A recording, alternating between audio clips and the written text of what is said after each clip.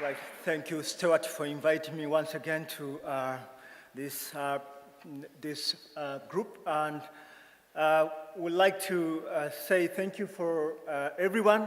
I know it has been a great time and great moment to be involved in this conference, GCF 2013. It has been a conference of change, and I feel like everyone is having a lot of insight in his mind towards change.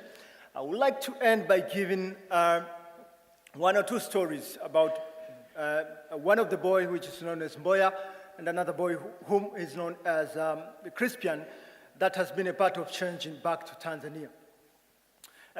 I'll start by the story of Mboya, who has been attending one of these disabled schools.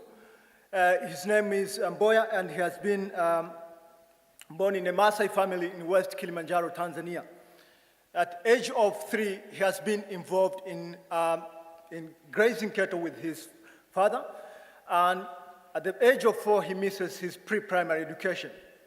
Unfortunately, back to his primary school age, he was enrolled when he was 7, and after 2 years, he dropped out because of the work that he has to be done by him. When he comes back to school, he has to go for grazing cattle. After some time, he was grazing cattle with his father. He got injured by an elephant, and it was a time when he has a total disability of his both 2 legs and one of his right hand. Unfortunately, one of the pastors known as Amos visited the family and explained of the school, which is known as Faraja, which offers education for disabled children. At his age of 10, he was able to be enrolled in this disabled school and get his primary education school. It was time for him to prove that his disability was not a mental disability. So he was enrolled in the school, and he passed very well in his exams, and he managed even to go into vocational training, whereby now he is making a lot of things like furniture, etc., and he is right now getting an employment, getting something from the employment that he's doing in the vocational training center, which is known as High Vocational Training Center. So it has been a sort of change that he missed his education at his early ages because of some family problems, but unfortunately, he was lucky to get this education when he managed to access education in this disabled school. The second story is the story of a boy who known as Crispian.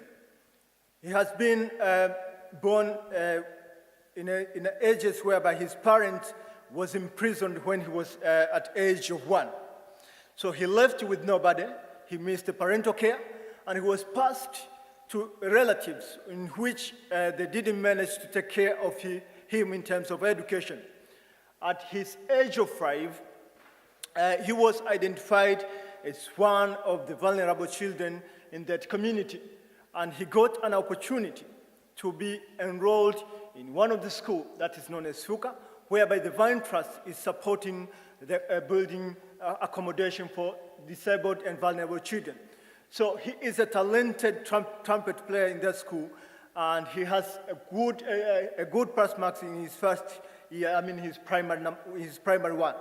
Right now, he's going to get an opportunity to stay in the home that has been built by the Vine Trust, and we hope that he's going to flourish in his secondary school and his further education to help the community in the society that he is coming from.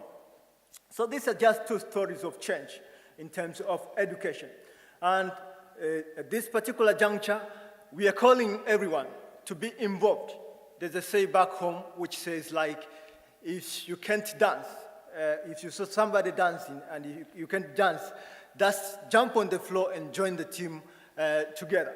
So it's time to join the dance on the floor, get involved, get connected, and it's time to bring a change globally. So I hope everyone of us, the young one and the elders who are here today, they will be ready to bring about change. They will be ready to be connected. Next year, the Vine Trust is going to take out 60 young people in 2 groups.